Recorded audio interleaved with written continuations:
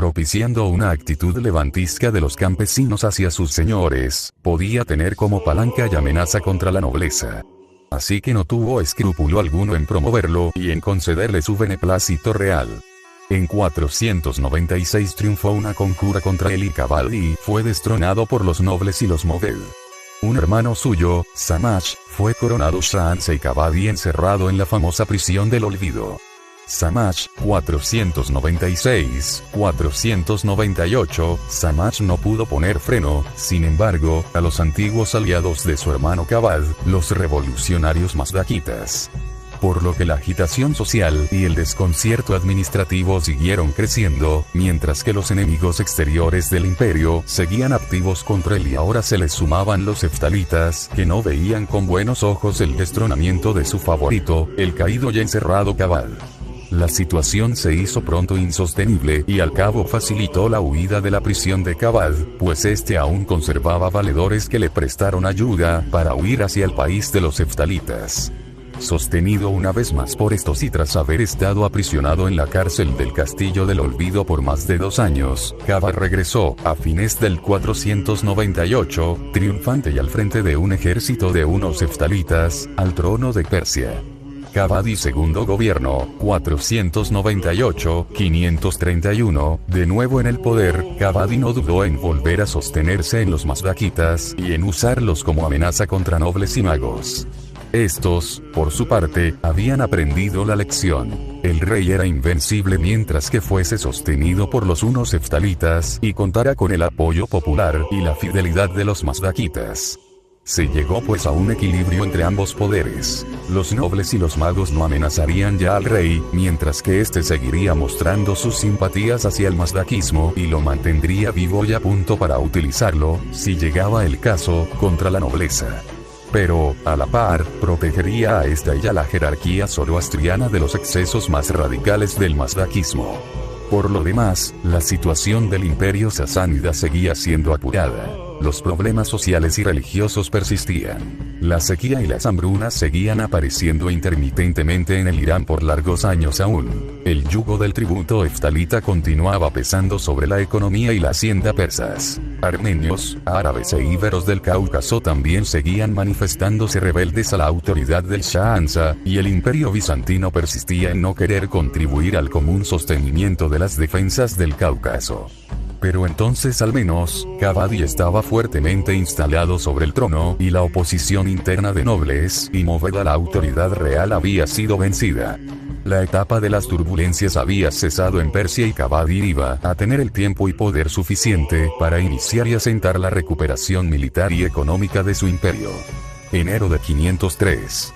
Los persas, aprovechando un descuido de los defensores, la tomaron al asalto y la saquearon a conciencia, deportando a los supervivientes a Persia. Eran unos 80.000 amidenos, otros tantos murieron en la defensa y saqueo.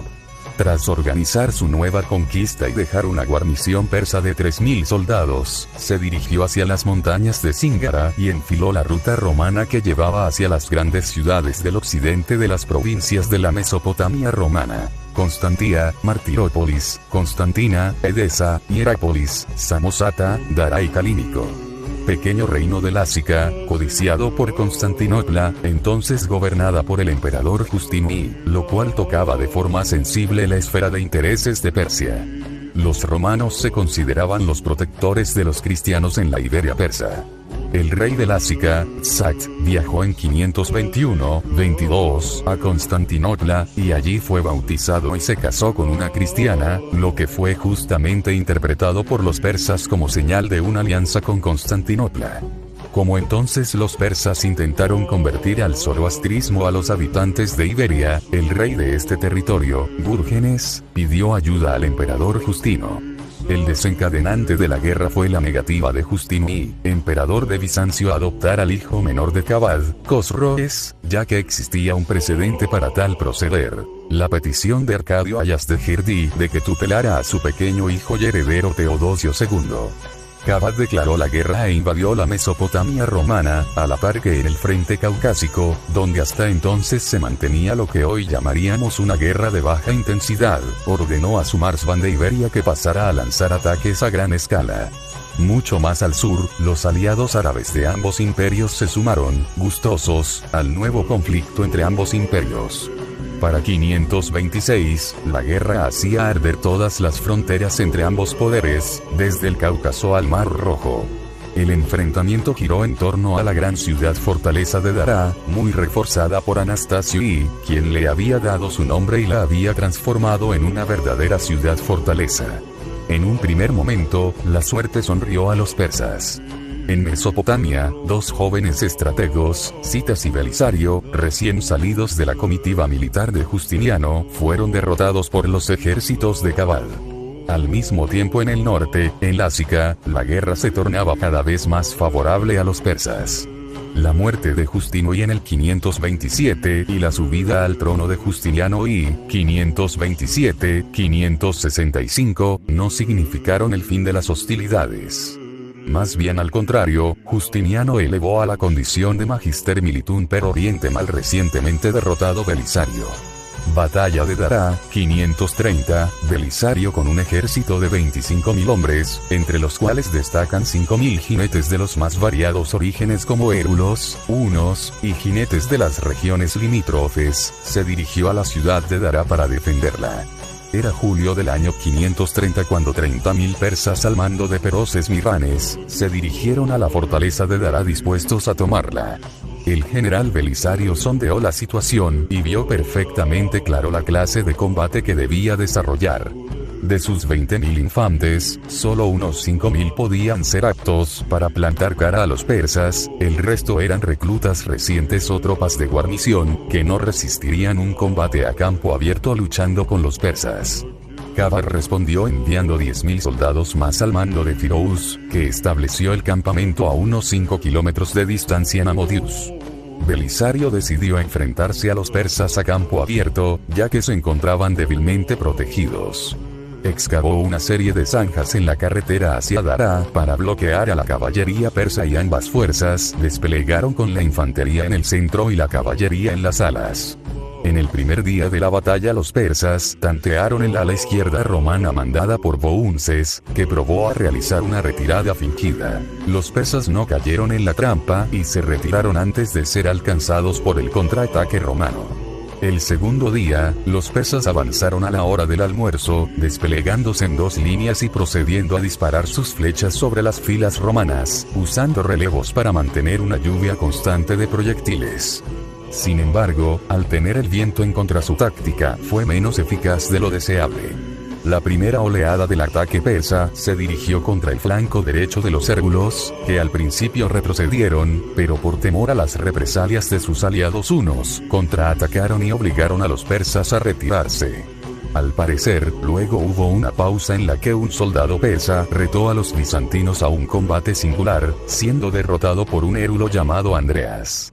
Luego hubo un segundo combate tras el cual Andreas volvió a vencer, matando a un segundo adversario. Tras esto, los persas se retiraron para pasar la noche.